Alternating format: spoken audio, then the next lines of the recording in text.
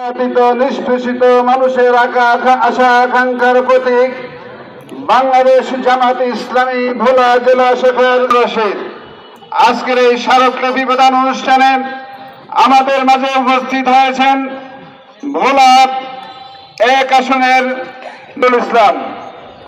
আমাদের মাঝে আজকে উপস্থিত বাংলাদেশ জামাতে ইসলামী জিন্দাবাদ জিন্দাবাদ, বাংলাদেশ জামাতে ইসলামী জিন্দাবাদ জিন্দাবাদ।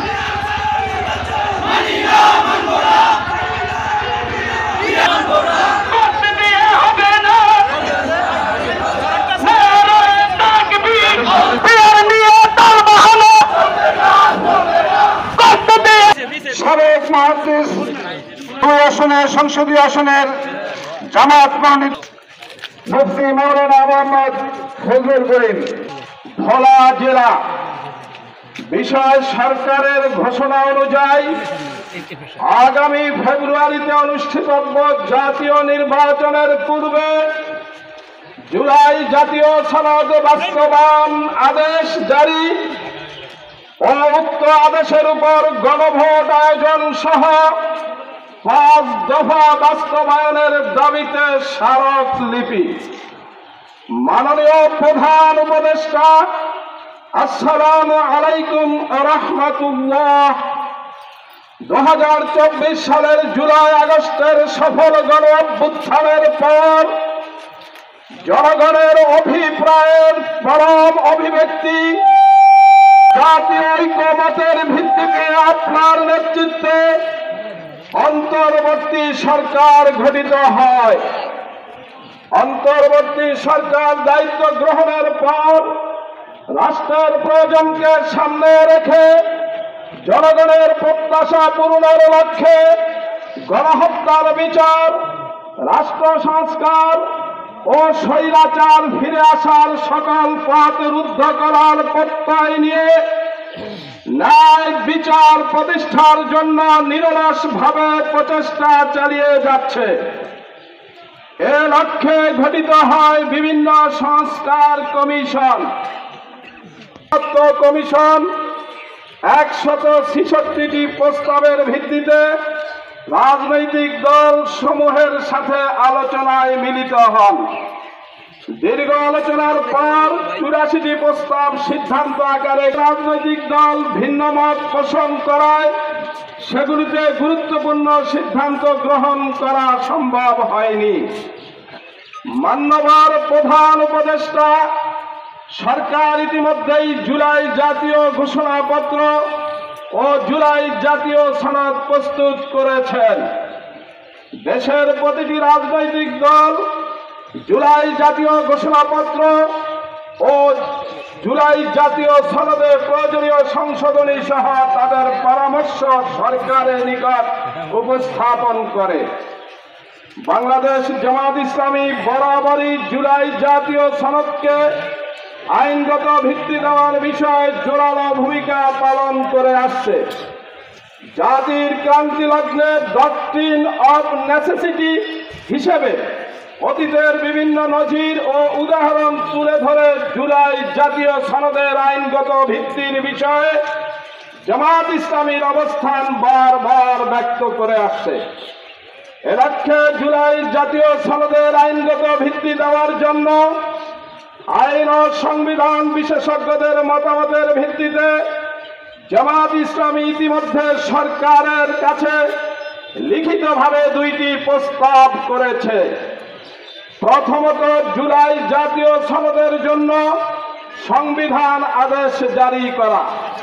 দ্বিতীয়ত, এই সনদের অধিকতর আইনি ভিত্তি দেওয়ার জন্য নির্বাচনের পূর্বে গণভোট প্রদান করে জুলাই সনদ বাস্তবায়ন করা। সেটা না হলে জুলাই জাতীয় সনদের আইনগত ভিত্তি প্রদান ব্যতীত ছাত্র জনতার রক্তের বিনিময়ে অর্জিত অভ্যুত্থান ও তার অর্জন ব্যর্থতায় পর্যবসিত হতে পারে বলে আমরা মনে করি। মাননীয় প্রধান উপদেষ্টা ইতিমধ্যেই জাতীয় সংসদ নির্বাচনের রোড ম্যাপ নির্ধারণ করা হয়েছে। আমরা ঘোষিত রোড ম্যাপ অনুযায়ী অবাধ, সুষ্ঠু, নিরপেক্ষ ও ভয় ভীতিমুক্ত গ্রহণযোগ্য নির্বাচনের লক্ষ্যে প্রয়োজনীয় পদক্ষেপ গ্রহণের আহ্বান জানিয়ে আসছি। আমাদের অতীত অভিজ্ঞতা অনুযায়ী কালো টাকার ব্যবহার বন্ধ, ভোট কেন্দ্র দখল, পেশি শক্তি প্রদর্শন ও ভোটের বিভিন্ন অনিয়ম ও অপতৎপরতা বন্ধ, কোয়ালিটি সম্পন্ন পার্লামেন্ট এবং দক্ষ আইন প্রণেতা তৈরি সহ প্রতিটি ভোট মূল্যায়নের লক্ষ্যে পিআর পদ্ধতির নির্বাচনের লেখক, গবেষক, শিক্ষাবিদ ও নানা শ্রেণী পেশার মানুষ পিআর পদ্ধতিতে নির্বাচনের দাবির সাথে একমত পোষণ করেছে। মাননীয় প্রধান উপদেষ্টা বিগত সরকার বিভিন্ন স্বৈরাচারী ও ফ্যাসিবাদী পদক্ষেপের মাধ্যমে সাংবিধানিক প্রতিষ্ঠান সহ রাষ্ট্রীয় সকল প্রতিষ্ঠানকে রাজনীতিকরণ করে ধ্বংস করেছে। জরিমানা, গুম, খুন করে দেশ শ্রমিক কণ্ঠকে স্থিমিত করতে চেয়েছে। দিনের ভোট রাতে নির্বাচনের নামে জাতির সাথে প্রহসন করেছে। আর এ সমস্ত অবৈধ কার্যক্রমগুলোকে জাতীয় পার্টি ও 14 দল শুধু প্রকাশ্যে সমর্থন দেয় নাই, বরং জুলাই আগস্ট অভ্যুত্থানের সময় ছাত্র জনতার বিরুদ্ধে অবস্থান নিয়েছে। তাই স্বৈরাচারী ফ্যাসিস্ট সরকারের দোষর হিসেবে জাতীয় পার্টি ও 14 দলের কার্যক্রম নিষিদ্ধ করতে জনগণ জোর দাবি জানিয়ে আসছে।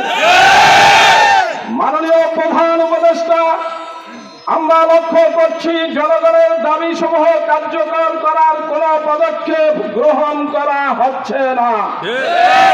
এমতাবস্থায় জুলাই জাতীয় সনদের ভিত্তিতে আগামী ফেব্রুয়ারিতে অবাধ, সুষ্ঠু ও গ্রহণযোগ্য নির্বাচন এবং জনগণের ভোটাধিকার প্রতিষ্ঠার মাধ্যমে বাংলাদেশকে একটি ন্যায়ভিত্তিক ও জবাবদিহিতামূলক গণতান্ত্রিক রাষ্ট্ররূপে গড়ার লক্ষ্যে বাংলাদেশ জামাত ইসলামী সহ বিভিন্ন রাজনৈতিক দল সমূহ দাবি জানিয়ে আসছে।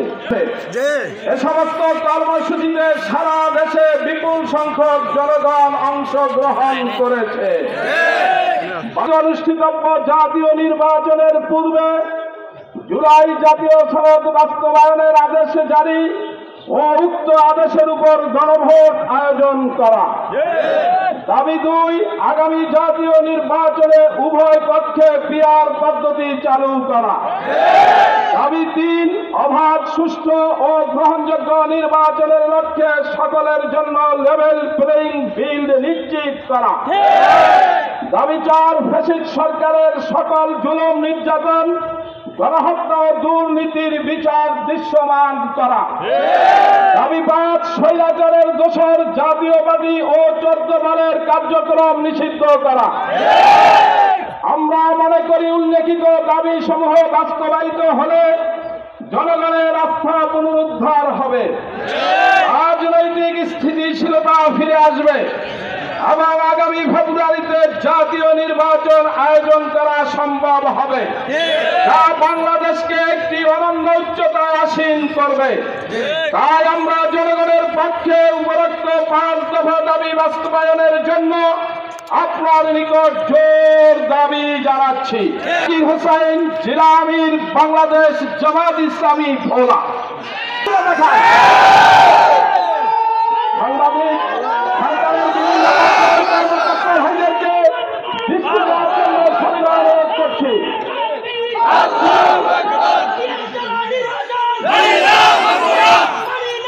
বন্ধ করুন।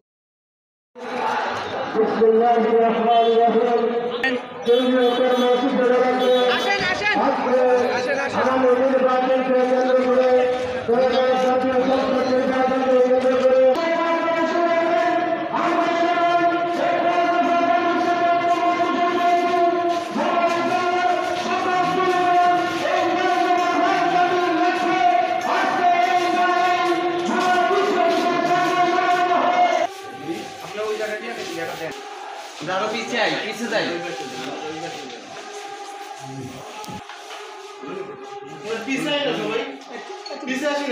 সবাই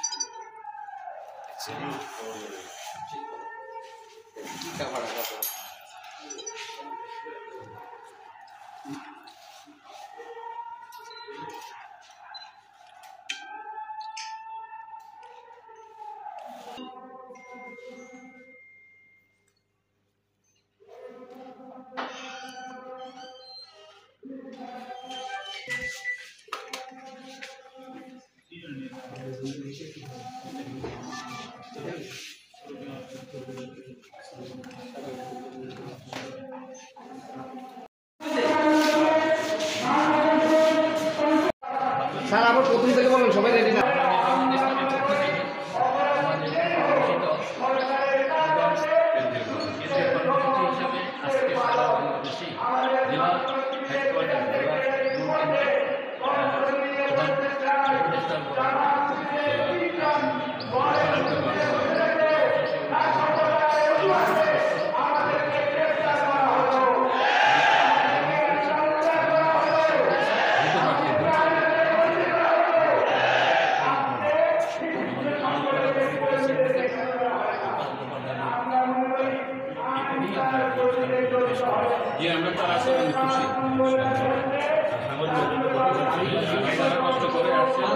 জাতীয় সনদ বাস্তবায়নের আদেশ জারি এবং উক্ত আদেশের উপর গণভোটের আয়োজন।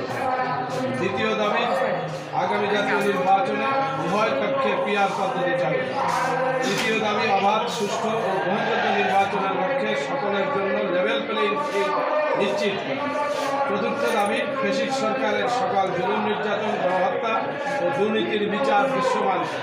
পঞ্চম দাবি, স্বৈরাচারের দোষর জাতীয়বাদী ও 14 দলের কার্যক্রম নিষিদ্ধ করা। এই 5টি দাবিতে আমরা স্মারকলিপি প্রদান করেছি। মাননীয় প্রধান উপদেষ্টা বরাবর জেলা প্রশাসন